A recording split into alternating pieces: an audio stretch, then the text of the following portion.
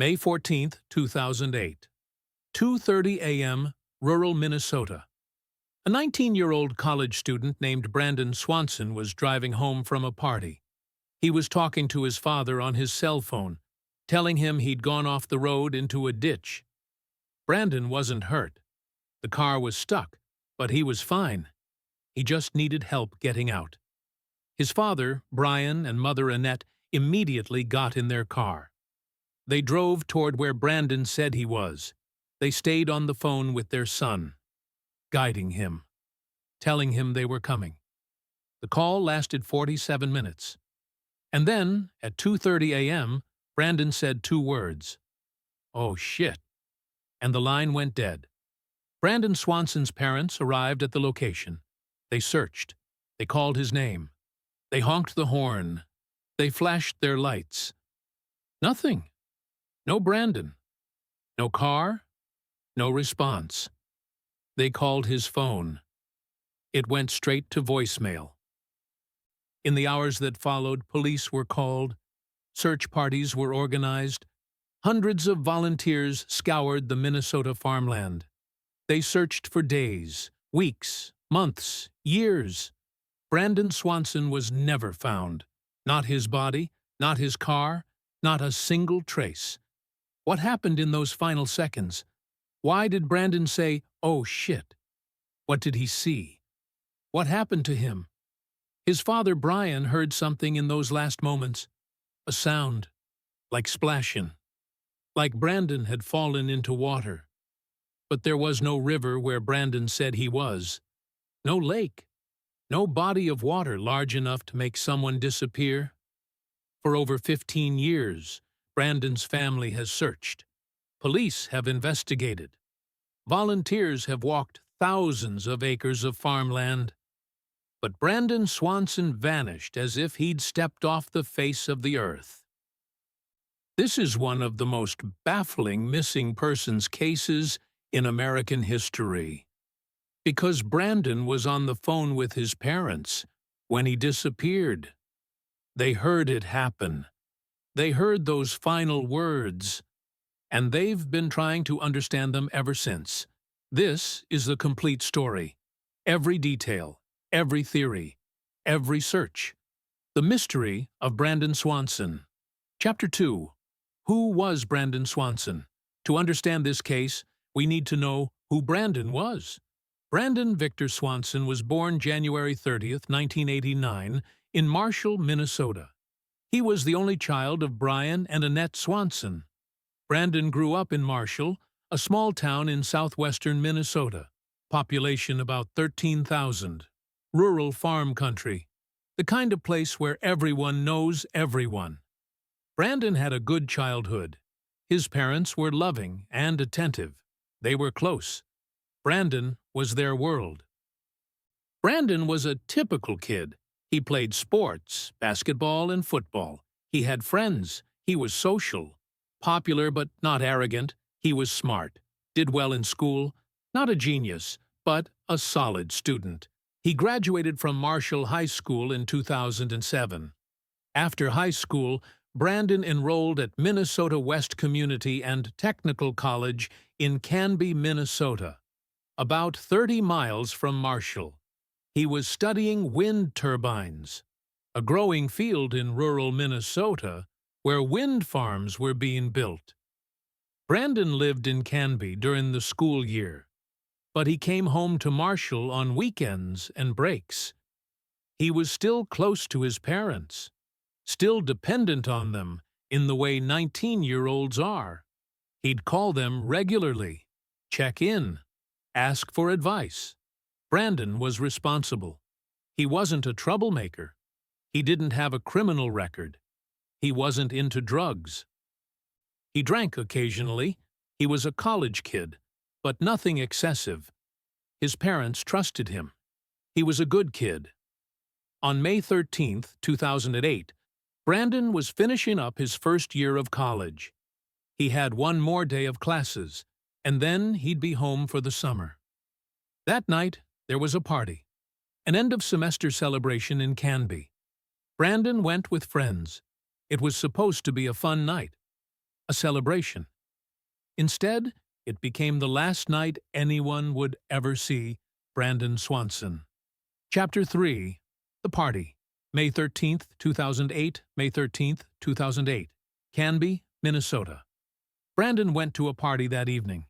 It was at a friend's house or near a friend's house. Exact details are unclear.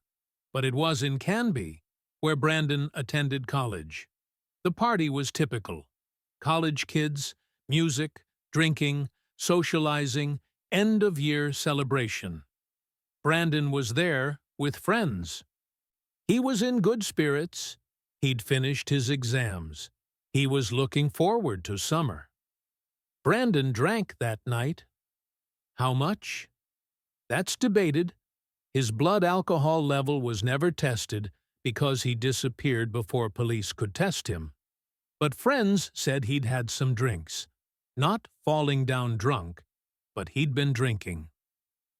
Around midnight or 12:30 a.m., Brandon decided to leave. He wanted to go home to Marshall, see his girlfriend, sleep in his own bed. He said goodbye to friends, got in his car, a green 1998 Chevy Lumina, and drove off. The drive from Canby to Marshall is about 30 miles, on rural highways, 2-lane roads through farmland. At night, these roads are dark, very dark.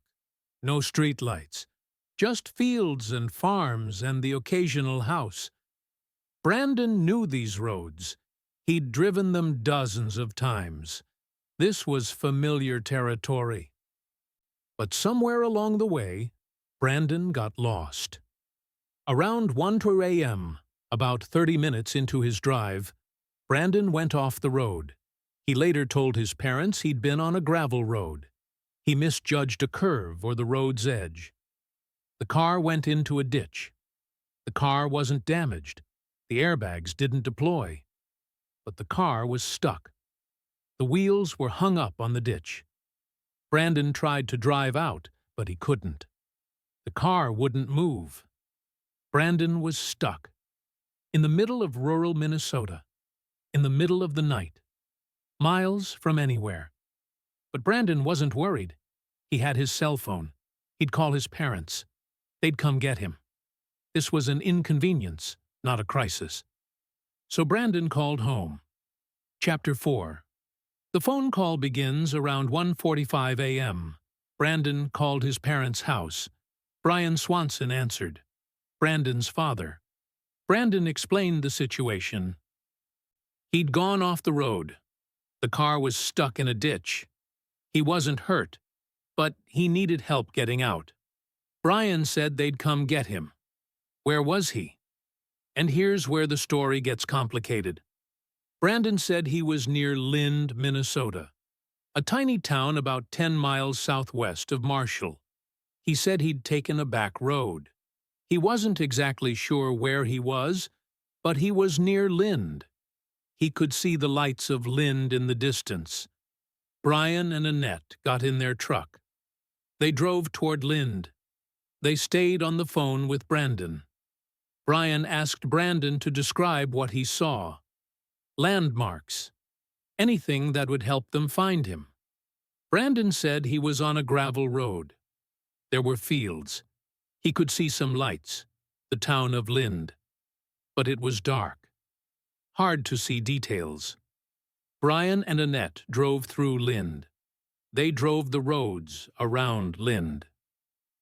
They honked the horn so Brandon could hear them and guide them in. But Brandon couldn't hear the horn, and they couldn't see him. They drove for 20 minutes. 30 minutes. Nothing. Brandon was getting frustrated. Where are you guys? I can see Lind right in front of me. Brian was confused. We're in Lind. We're driving around. We can't find you. They were in the same area, supposedly. But they couldn't find each other. Then Brandon had an idea. He'd start walking. He'd walk toward what he thought was Lind, toward the lights he could see. Brian and Annette thought this was a good idea. If Brandon walked toward town, they'd eventually see him. Or he'd reach a house where someone could help. So Brandon started walking. He left his car in the ditch. He took his cell phone. And he started walking across the fields toward the lights. And his parents stayed on the phone with him the entire time. Chapter 5. Walking through the night. Brandon walked for over an hour, talking to his parents the whole time. He described what he was seeing: farmland, fields, fences he had to climb over. It was dark. The ground was uneven. He stumbled a few times. But he kept walking. Brian and Annette kept driving, trying to find their son. They drove through Lind. They drove roads around Lind. They flashed their lights, honked the horn. But Brandon couldn't see them, and they couldn't see him. Something was wrong. They should have found each other by now. Around 2 a.m., Brian started to suspect Brandon wasn't where he thought he was. "Brandon, are you sure you're near Lind?" "Yeah, Dad. I can see the lights." "We're in Lind. We've been driving around for 45 minutes. We don't see you?" Brandon was confused, too. He didn't understand why they couldn't find each other. Then Brian had a thought. What if Brandon wasn't near Lind? What if he was somewhere else entirely? Brian asked Brandon to describe exactly where he'd been before he went off the road, what route he'd taken. Brandon tried to remember. He'd been at the party in Canby. He'd left around midnight. He'd driven. He thought he'd taken Highway 68 south toward Marshall, then some gravel roads. But it was dark. He'd been drinking. He wasn't 100% sure of the route. Brian started to wonder, what if Brandon had gone north instead of south? What if he was nowhere near Lind? Around 2:30 a.m., Brandon was still walking. He'd been walking for over an hour now. He sounded tired, frustrated, but not panicked. He was still talking to his parents, still trying to find them. "I think I'm getting close to a town," Brandon said. "I can see lights. Buildings, maybe." "Okay, keep walking," Brian said. "We're going to figure this out." Brandon walked a little farther. Then he paused. "Oh, shit." That's what he said. 2 words. "Oh, shit." And then the line went dead. Chapter 6. The search begins. Brian and Annette called Brandon's phone immediately. It went straight to voicemail. They called again. Voicemail. Again. Voicemail. Brian tried to stay calm. Maybe Brandon's phone died. The battery ran out. He'd been on the phone for 47 minutes. Maybe the battery just died. But Brian had heard something in those last seconds. A sound. It was faint, but it sounded like water, like splashing, like Brandon had fallen into something. But there was no water where Brandon said he was. No river. No lake. Brian and Annette didn't know what to do. They were driving around in the dark, looking for their son who could be anywhere. They decided to call the police. At 6:30 a.m., 4 hours after Brandon said, "Oh shit," they called the Lyon County Sheriff's Office. They reported their son missing, explained the situation. Brandon had gone off the road. He'd been walking. They'd been on the phone with him. Then the call dropped, and he wasn't answering. The police response was underwhelming. The dispatcher said Brandon was an adult, 19 years old. He'd been at a party. He'd been drinking. He probably just passed out somewhere. He'd turn up in the morning. The police didn't immediately launch a search. They said to wait. Give it a few hours. See if Brandon called. But Brian and Annette couldn't wait. They went back out. They drove roads around Lind, roads around Canby, anywhere Brandon might have been. They searched all morning. No sign of Brandon. At 8:02 a.m., some of Brandon's friends joined the search. They drove around, walked fields, called Brandon's phone. Nothing. By noon on May 14th, the police agreed to conduct an official search. But where to search? Brandon had said he was near Lind. But he wasn't there. His car wasn't there. Police had checked all the roads around Lind. No car, no Brandon. If Brandon wasn't near Lind, where was he? Brian had a theory. He got out a map. He retraced where Brandon might have driven. And Brian realized something.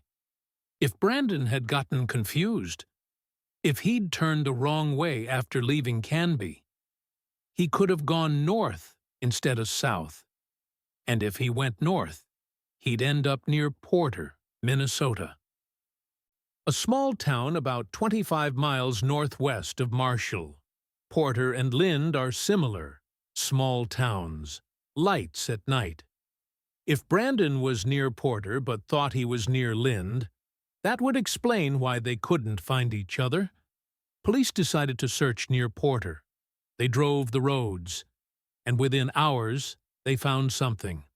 Brandon's car, a green 1998 Chevy Lumina, in a ditch on a gravel road, near Porter, exactly where Brian thought it might be, but there was no sign of Brandon. Chapter 7. The Car. Brandon's car was found on a gravel road about 2 miles outside Porter, Minnesota. The car was in a ditch, stuck, but not damaged. The airbags hadn't deployed. The car looked drivable. It was just stuck. The doors were unlocked. The keys were gone. Brandon must have taken them. Inside the car, police found Brandon's belongings, his wallet, his money, his ID. What he didn't have, his phone. He'd taken his phone with him when he started walking. The car's location was significant. Brandon had told his parents he was near Lind, but he was actually near Porter, 25 miles away in the opposite direction. This explained why they couldn't find each other. They were looking in the wrong place. But it raised a new question. Why did Brandon think he was near Lind when he was near Porter? The two towns are nothing alike. Lind is southwest of Marshall. Porter is northwest. How could Brandon get them confused? The most likely explanation. Brandon was disoriented. He'd been drinking. It was dark. Rural Minnesota roads all look the same at night.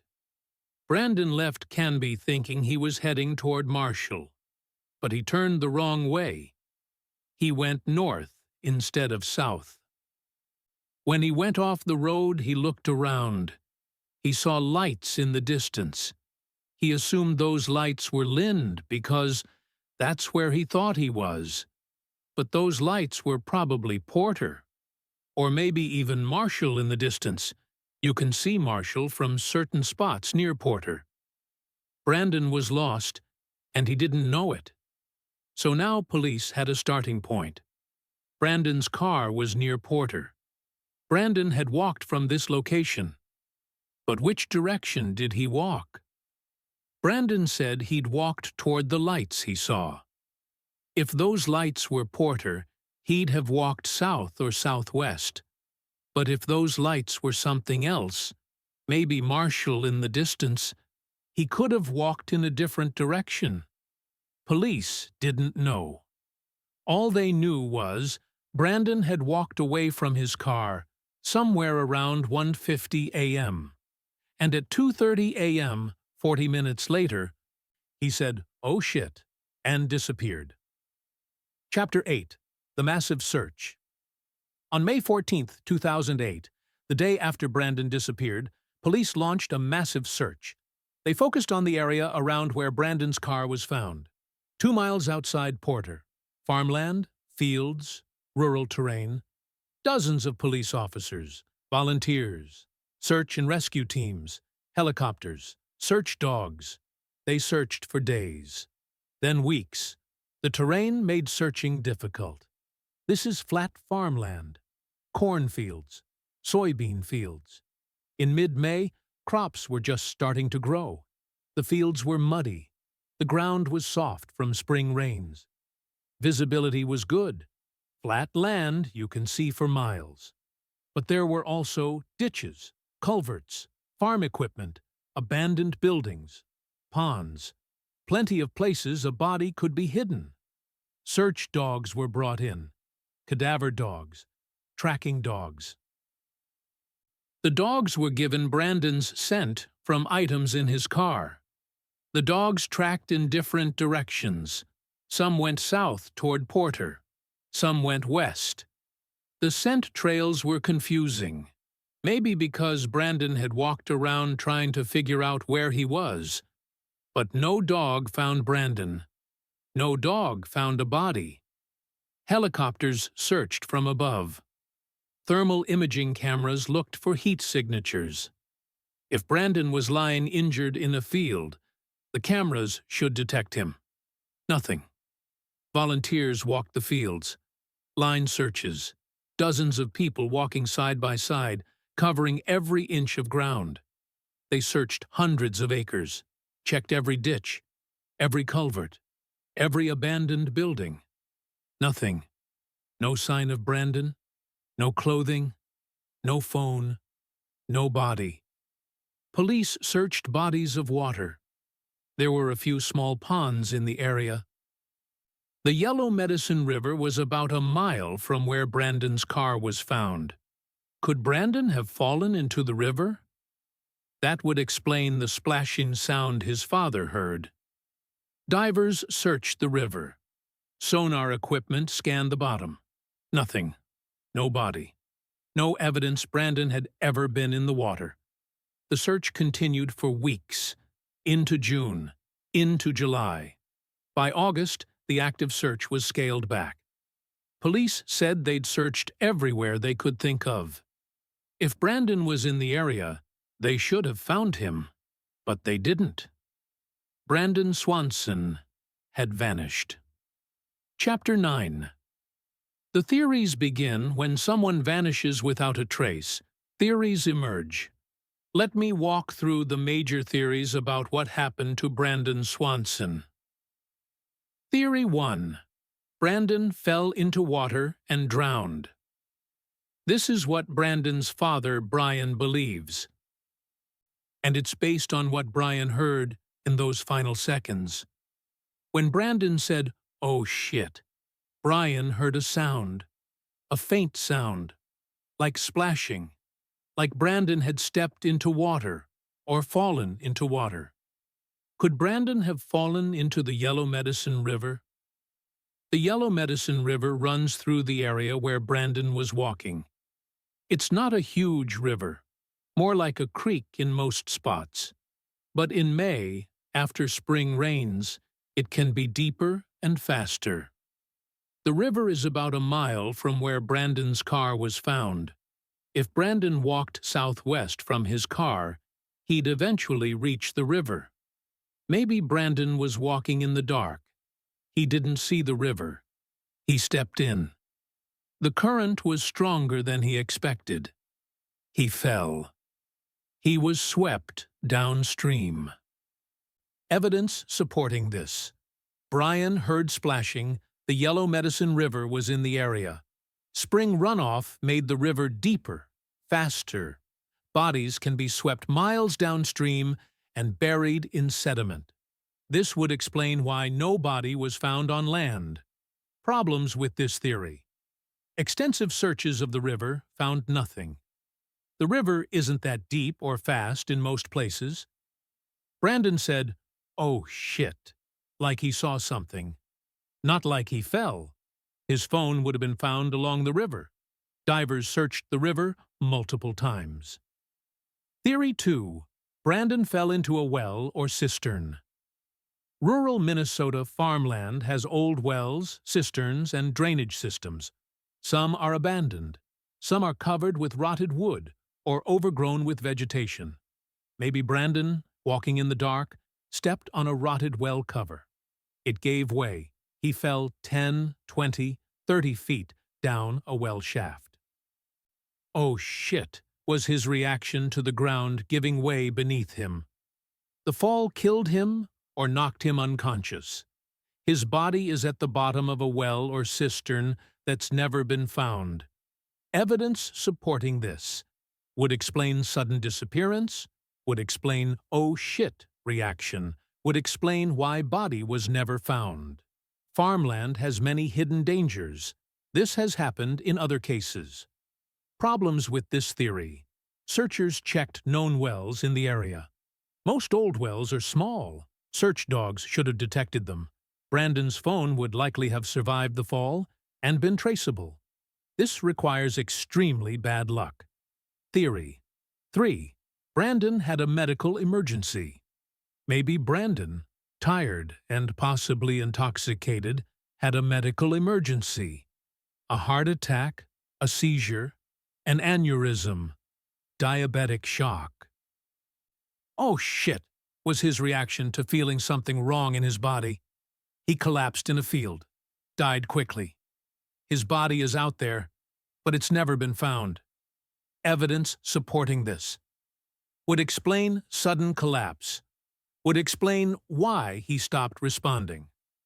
Brandon had been drinking. Possible factor, he'd been walking for 40-plus minutes. Physical exertion. Problems with this theory. Brandon had no known health conditions. He was 19 and healthy. His body should have been found. Searchers covered the area extensively. This doesn't explain the splashing sound. Theory 4. Brandon was injured by farm equipment. Rural farmland has machinery. Combines, tractors, plows. Some farmers work at night during planting season. Maybe Brandon encountered operating farm equipment in the dark. He was struck, injured, killed. The farmer, not realizing what happened, continued working. Or, realizing what happened, panicked and hid the body. Evidence supporting this. It was planting season. Farmers work at all hours. Farm equipment is loud. Brandon might not have heard it. Approaching farm equipment can cause fatal injuries, would explain sudden disappearance. Problems with this theory. No evidence of farm equipment operating in the area that night. Farmers would have reported an accident. Covering up a death is much worse than reporting an accident Brandon would have heard or seen equipment. Theory 5. Brandon was the victim of foul play. This is the darkest theory. Maybe Brandon encountered someone in those fields, a landowner, a farmer, someone who didn't like a stranger on their property. There was a confrontation. Things escalated. Brandon was killed. The killer hid the body. "Oh shit," was Brandon's reaction to seeing someone. Evidence supporting this would explain sudden disappearance, would explain why body was never found. Rural areas can be protective of property. Some landowners are hostile to trespassers. Problems with this theory. No evidence of anyone else in the area. Brandon was on the phone. He didn't mention seeing anyone. Police investigated local residents, found nothing suspicious. Killing someone and hiding the body without leaving any trace is difficult. Each theory has problems. That's why this case remains unsolved. Chapter 10. What Brian heard. Let's talk about what Brandon's father Brian heard in those final seconds, because this is crucial. Brian has been interviewed many times over the years. He's described exactly what he heard. Brandon said, "Oh shit." Then Brian heard a faint sound. The sound was brief, just a second or two. It sounded like splashing or rustling, then silence. Then the phone went dead. Brian believes the sound was water. He thinks Brandon fell into the Yellow Medicine River or another body of water. But others have questioned this. Was it really water? Or could it have been something else? Some possibilities. Vegetation. Brandon pushing through tall grass or bushes. The rustling sound. Falling. Brandon losing his footing and falling down a slope or into a ditch. Phone hitting ground. Brandon dropping his phone. The sound of it hitting dirt or water. Wind. Wind blowing across the phone's microphone. Brian is certain it was water. He's listened to that sound in his memory thousands of times. He knows what he heard. But the problem is, no recording exists. There's no audio to analyze. It's only Brian's memory. And memory, especially traumatic memory, can be unreliable. Not that Brian is lying, but memory can change over time. The mind fills in gaps. We remember what we expect to hear. Brian expected water, because of the drowning theory. So maybe his memory reinforced that expectation. Or maybe Brian is right. Maybe it was water. And Brandon drowned. And his body was swept away and never recovered. We don't know. Chapter 11. The Yellow Medicine River. Since the river is central to the main theory, let's talk about it. The Yellow Medicine River runs through Lincoln, Lyon, and Yellow Medicine counties in southwestern Minnesota. It eventually flows into the Minnesota River. It's not a major river. In most places, it's more like a wide creek, maybe 20-30 feet across. Depth varies. Some spots are shallow, knee-deep. Others are deeper, chest-deep or more. In May, after spring snowmelt and rains, the river is higher and faster than usual. But it's not a raging torrent. It's not the Mississippi. It's a rural farm creek. Could someone drown in the Yellow Medicine River? Yes, absolutely. Especially at night. Especially after drinking. Especially if you're tired and disoriented. If Brandon stepped into the river unexpectedly, thinking he was on solid ground, he could have lost his footing. The current, even if not strong, could have knocked him off balance. He could have hit his head on rocks, been swept downstream, drowned. But here's the problem. The river was searched extensively. Multiple times. Divers went in. Sonar equipment scanned the bottom. Search parties walked the riverbanks for miles. If Brandon drowned in the river, where's his body? Bodies in water usually surface within days. Even if a body gets caught on debris underwater, it eventually comes loose.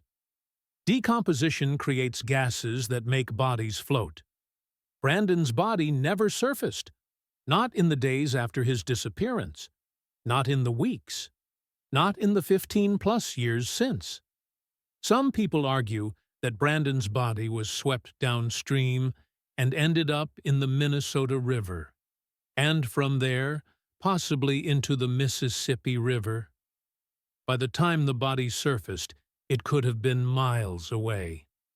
And in a major river like the Mississippi, a body could easily be missed or attributed to someone else. This is possible, but it's speculation. The other possibility? Brandon's body is still in the Yellow Medicine River, trapped underwater, buried in sediment, in a spot that was never searched adequately. Rivers are difficult to search. Visibility is low. Currents shift things. Sediment buries things. It's possible Brandon is in the river, and he's just never been found. But after 15 years?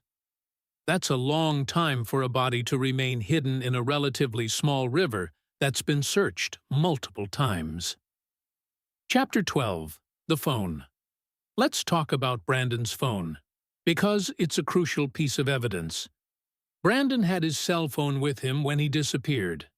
It was a basic cell phone, not a smartphone. This was 2008. iPhones existed but weren't common yet. Brandon's phone was on during the call with his parents. For 47 minutes, the call was connected. At 2:30 a.m., the call dropped. The phone either turned off, ran out of battery, was damaged, lost signal. After the call dropped, Brandon's parents tried calling back immediately. The phone went straight to voicemail. This is important. It tells us the phone was off. If the phone was on but just out of signal range, it would ring before going to voicemail. But it went straight to voicemail, which means the phone was off. So either Brandon turned it off. Unlikely. Why would he do that? The battery died. Possible. He'd been on the call for 47 minutes. The phone was damaged. Water, impact, etc. Police tried to track the phone's location. Cell tower pings can show approximately where a phone is. The last ping from Brandon's phone was near Porter, Minnesota. Which makes sense. That's where his car was found. That's where he was walking from. But cell tower triangulation in 2008, especially in rural areas, wasn't precise. The phone's location could be anywhere within a few square miles, so the phone data didn't really help narrow the search. Why didn't Brandon's phone ever turn up? If he dropped it, searchers should have found it. Phones are durable. Even if it was damaged, pieces would remain. But no phone was ever found. This suggests one of two things. The phone is in water. River, well, pond. The phone is buried deep enough that searchers missed it. Chapter 13. The Timeline Problems.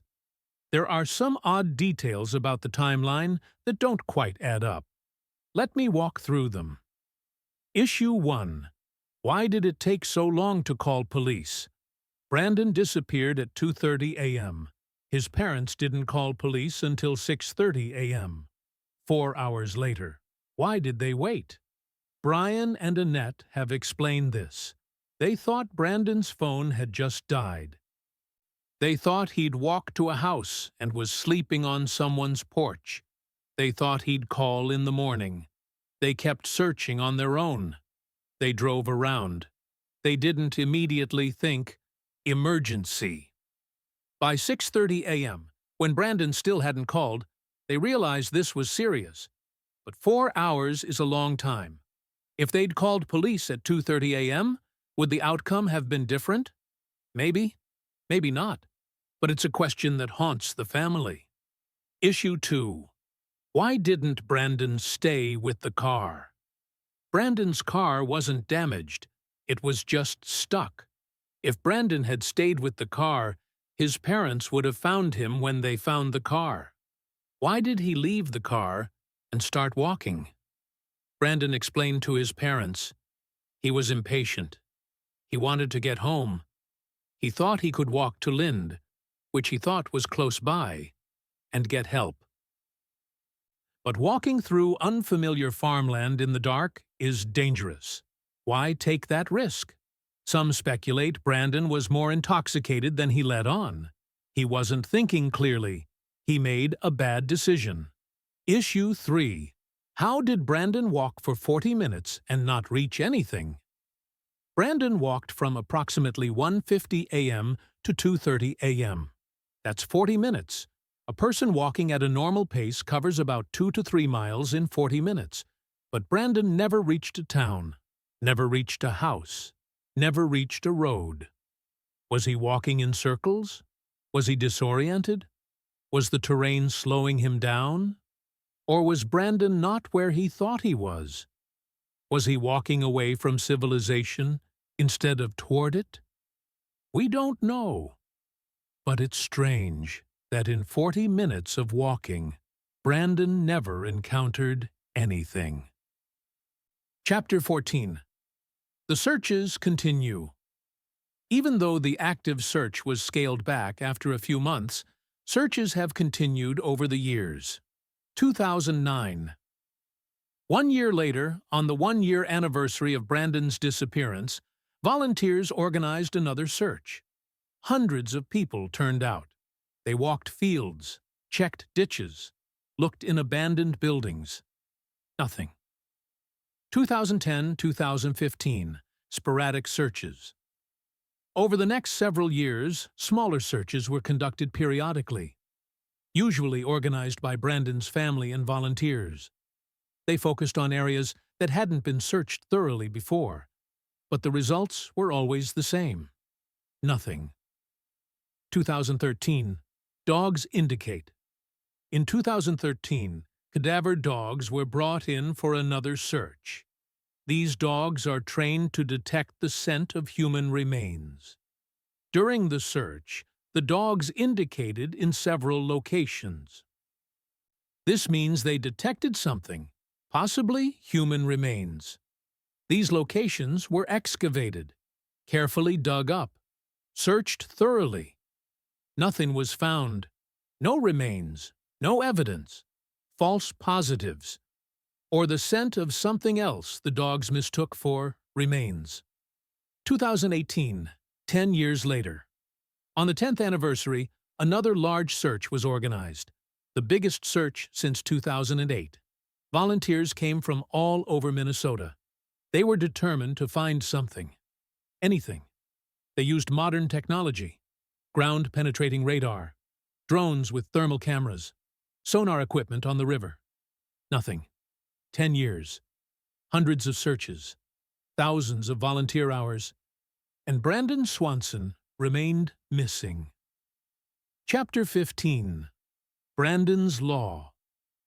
Something positive came from Brandon's disappearance. A new law. In Minnesota, when someone goes missing, there's usually a waiting period before police will take a report, usually 24-48 hours. The idea is that most missing adults turn up on their own. They're not really missing, they just didn't check in. But in Brandon's case, that waiting period was critical. His parents called police at 6:30 a.m. Police didn't immediately act because Brandon was an adult and had only been missing a few hours. By the time police started searching, the trail was cold. Brandon had been missing for 12-plus hours. Brandon's parents, especially his father Brian, advocated for a change in the law. They argued if someone goes missing under suspicious circumstances, police should act immediately. No waiting period, especially if the missing person is vulnerable, young, elderly, impaired, etc. In 2009, the Minnesota legislature passed Brandon's Law. The law requires police to immediately begin investigating when someone is reported missing under suspicious circumstances. No waiting period. The law also mandates that communication companies, cell phone providers, must provide location data to police immediately when someone is missing. Brandon's Law has helped in other cases. People have been found because police acted quickly instead of waiting. It's a legacy, a way Brandon's case has had a positive impact, even though Brandon himself has never been found. Brian and Annette take some comfort in this. Their son's disappearance led to a law that's helped other families. But they'd trade it all to have Brandon back. Chapter 16. The Family's Pain. Let me talk about Brian and Annette Swanson, Brandon's parents. For over 15 years, they've lived in limbo, not knowing if their son is alive or dead, not knowing what happened to him, not having a body to bury, not having closure. It's torture. Absolute torture. Brian has been the public face of the search. He's given countless interviews. He's organized searches. He's advocated for Brandon's Law. He's never stopped looking. Brian has driven thousands of miles searching. He's walked thousands of acres. He's spent his own money, tens of thousands of dollars, on searches and investigations. He's aged visibly. The stress has taken a toll, but he won't give up. Brian believes Brandon drowned in the Yellow Medicine River. He thinks his son is in the water somewhere. That's where he focuses his searches. But not knowing for sure, that's what kills him. Annette has been more private. She doesn't do as many interviews, but she's been searching just as hard. Annette is Brandon's mother. She carried him. raised him. And now he's gone, and she doesn't know why. Annette has said, "I just want to bring him home. I need to bring my baby home." The Swansons' marriage has survived this tragedy. Some couples break apart when a child goes missing. The stress is too much. But Brian and Annette have stayed together, supported each other. But it's changed them. How could it not? Every May 14th, the anniversary of Brandon's disappearance, is devastating. Every holiday without Brandon is painful. Every birthday that passes. Brandon would be 35 years old now, in 2024. He'd probably be married, maybe have kids. His parents would be grandparents.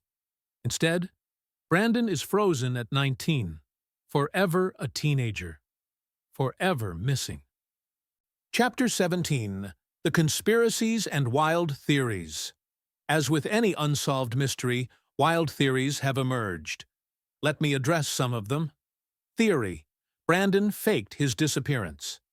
Some people think Brandon staged his disappearance, that he wanted to start a new life, that he's alive somewhere, living under a new identity. Why people believe this? Brandon left his wallet and ID in the car, so he couldn't be tracked. He could have planned it, created a scenario where he disappeared. Why this is unlikely? Brandon had no reason to disappear. He was close to his family, doing well in school. Faking a disappearance requires leaving behind everyone you love forever. No financial activity, no sightings in 15+ years. Brandon was on the phone with his parents. Would he fake distress to them? This theory is far-fetched and doesn't fit the evidence. Theory: Brandon was abducted by a serial killer. Some people think Brandon encountered a serial killer in those fields, someone who saw a vulnerable young man and took the opportunity. Why people believe this would explain sudden disappearance. Rural areas have had serial killers, though rare. Why this is unlikely? Brandon was on the phone with his parents. He'd have mentioned seeing someone. "Oh shit, doesn't sound like a reaction to being grabbed." No other similar cases in the area. Serial killers are extremely rare, especially in rural Minnesota. This theory is possible, but improbable. Theory: Brandon encountered something paranormal. This is the wildest theory. Some people think Brandon encountered something supernatural. UFO abduction, cryptid, portal to another dimension. I'm not going to dignify this with a detailed analysis. There's no evidence of anything paranormal. Brandon's disappearance has a mundane explanation. We just haven't figured out what it is yet. Chapter 18. Similar cases. Brandon's case isn't unique. There have been other cases of people vanishing in rural areas under similar circumstances. Let me tell you about a few. Jacob Gray, 2017. Jacob Gray was 22 years old. He disappeared in Olympic National Park, Washington, in April 2017. His car was found in a parking lot. But Jacob was gone. Massive searches found nothing. 6 years later, in 2023, a ranger found Jacob's remains off-trail. He'd apparently fallen down a steep slope and died. His body was hidden by vegetation and terrain. Jacob's case shows, even in heavily searched areas, bodies can remain hidden for years. Could this be Brandon's situation? Absolutely. Kyle Lawson, 2013. Kyle Lawson, 18, disappeared in rural Indiana in December 2013. He'd been at a party. He called his girlfriend, said he was lost. The call dropped. Kyle's body was found 3 months later in a creek. He'd apparently fallen in while walking in the dark. The water was shallow, but he was intoxicated. He drowned or died from hypothermia. Kyle's case is very similar to Brandon's, and it ended with the drowning theory being correct. Could Brandon have met the same fate? Bryce Laspisa, 2013. Bryce Laspisa, 19, disappeared in California in August 2013. He was driving. He behaved erratically. His car was found wrecked, but Bryce was gone. Despite massive searches, Bryce has never been found. Bryce's case shows sometimes people just vanish, and we never find them. These cases are reminders. Brandon's disappearance, while mysterious, isn't supernatural. People go missing in rural areas. Sometimes we find them. Sometimes we don't. Chapter 19. Where is Brandon Swanson? After 15+ years. Where is Brandon Swanson? Let me give you my assessment of the most likely scenarios. Most likely. Brandon fell into water and drowned. I think Brian Swanson is right. I think Brandon fell into the Yellow Medicine River, or another body of water. The splashing sound. Brandon's "oh shit" reaction. The fact that his body was never found on land despite extensive searches. All of this points to water. Brandon walked in the dark. He didn't see the river. He stepped in. The current was stronger than expected. He fell. He drowned. His body was swept downstream. It got caught on debris underwater. Or it was buried in sediment. Or it drifted into the Minnesota River and eventually the Mississippi. By the time it surfaced, if it ever did, it was miles away, unidentifiable, attributed to someone else or never recovered. This explains everything. Second most likely, Brandon fell into a well or cistern. Maybe Brandon stepped on an old well cover. It gave way. He fell down a shaft. The fall killed him. His body is at the bottom of a well that's never been found, hidden under vegetation or water. This would explain the sudden disappearance and why no body was found. Less likely, Brandon had a medical emergency. Maybe Brandon collapsed from a heart attack, seizure, or other medical issue. His body is in a field, but it's never been found. This is possible but seems less likely, given how extensively the area was searched. Unlikely. Foul play. I don't think Brandon encountered someone who harmed him. The circumstances don't support this, and there's no evidence. My conclusion: Brandon drowned. His body is in the water somewhere, or it was in the water and is now gone, decomposed, dispersed, lost. It's a tragic accident. A young man, lost and disoriented, making a fatal mistake in the dark. That's what I believe happened.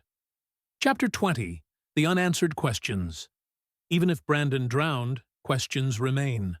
Why did Brandon think he was near Lind when he was near Porter? Disorientation? Alcohol? Darkness? He was confused. Why didn't Brandon's body surface? It did surface, but far downstream. Or it's trapped underwater. Why was no evidence found on land? Because Brandon went into the water. There's no evidence on land because he didn't die on land. What did "oh shit" mean?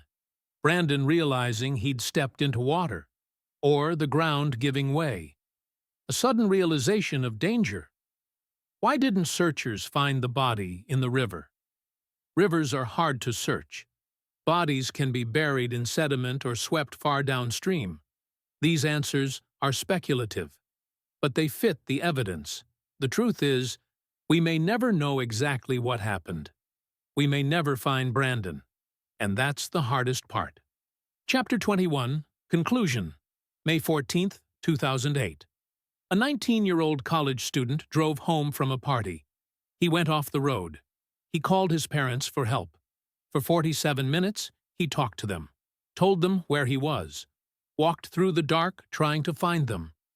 And then, at 2:30 a.m., he said 2 words. "Oh shit." And he was gone. For over 15 years, his family has searched, Police have investigated. Volunteers have walked thousands of acres, but Brandon Swanson has never been found. Not his body, not his phone, not a trace. Somewhere in southwestern Minnesota, there are answers. Maybe Brandon is in the Yellow Medicine River. Maybe he's in a well. Maybe he's in a field hidden by terrain. Maybe one day someone will find him. A farmer plowing a field, a hiker exploring the riverbank, a construction crew digging. Maybe Brandon will come home. Until then, his family waits and wonders and searches.